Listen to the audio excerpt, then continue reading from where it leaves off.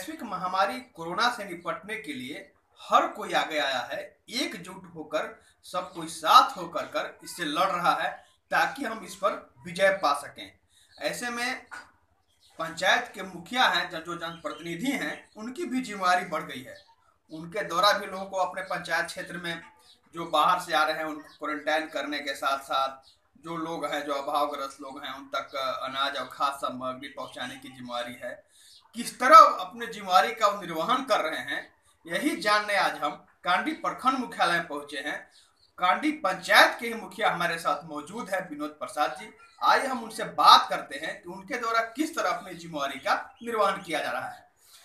बहुत बड़ी, कितनी बड़ी चुनौती है ये? यह बहुत बड़ी चुनौती है। जो विश्व में भयावह स्थिति है कोरोना की, जिसके देखते हुए हमारे देश के प्रधानमंत्री ने पूरे भारतवासियों को कोरोना से लड़ने के लिए अग्रसित किया, जागरूक किया और सभी प्रतिनिधियों को भी इन्होंने आगे आने का काम किया। जिस तरह उन्होंने अपने देश के लिए काम करता है, उसी लिए कहा कि जिस पंचायत में जिस विधायक हैं, मंत्री हैं, अपने अपने क्षेत्र में लगे और अपनी जनता को सेवा करें, जनता को सलाह दें कि किस विधि हम रहें कि कोरोना से बच सके। जहाँ तक कांडी पंचायत की अगर हम बात करें, आप कांडी पंचायत के मुखिया हैं, तो यहाँ पर किस तरह, अभी तो हम थर्ड लॉकडाउन में हैं, फर्स्ट फेज गुजरा, सेकेंड फेज गुजरा, अभी थर्ड फेज से हम गुजर रहे हैं, तो किस तरह यहाँ पर लोगों को सहयोग किया गया? मास्क सैनिटाइजर की शुरुआत में जरूरत थी, खाद्य सामग्री की भी जरूरत पड़ी लोगों को, तो किस तरह लोगों को सहयोग किया? मेरे पास 10,000 रुपया 2018 में जो आपदा मद का था,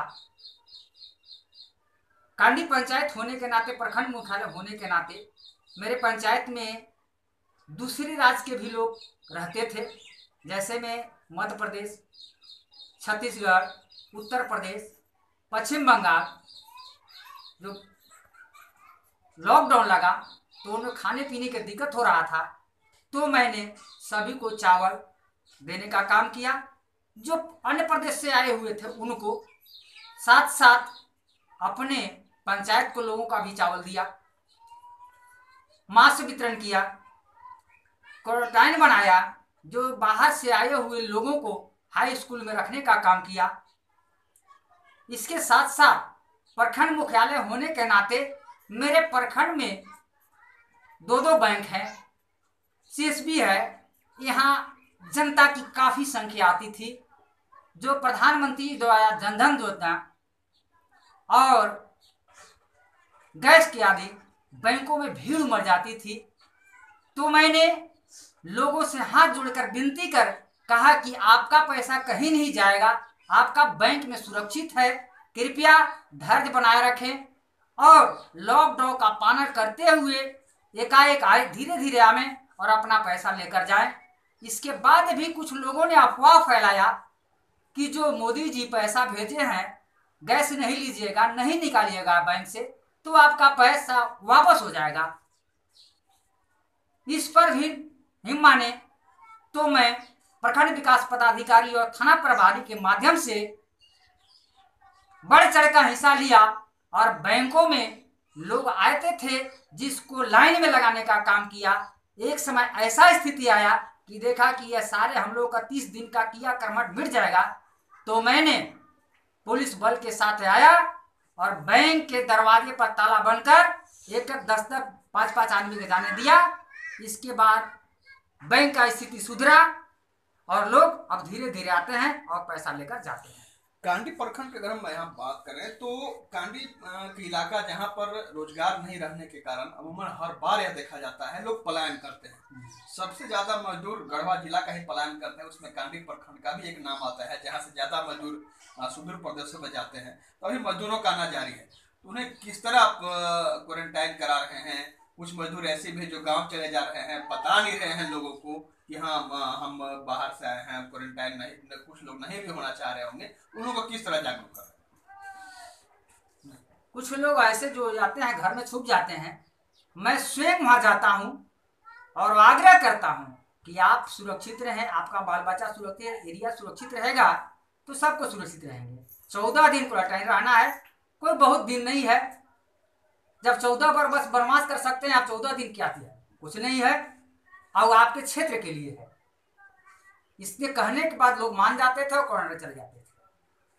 नहीं, अभी लोग क्वारंटाइन हो रहे हैं, मजदूर की जो बात कर रहे हैं। जब सरकार का आदेश था कि पंचायत में क्वारंटाइन करना है तो लोग रहते थे, लेकिन सरकार का आदेश अब खत्म हो गया कि अब क्वारंटाइन घर में ही रहेंगे, तो लोग घर में रह रहे हैं। इसके बाद भी हम लोग घर घर जाते हैं, समझाते हैं, कृपया बाबू अपने परिवार और अपने क्षेत्र को देखते हुए कृपया घर में रहें, बाहर न निकलें।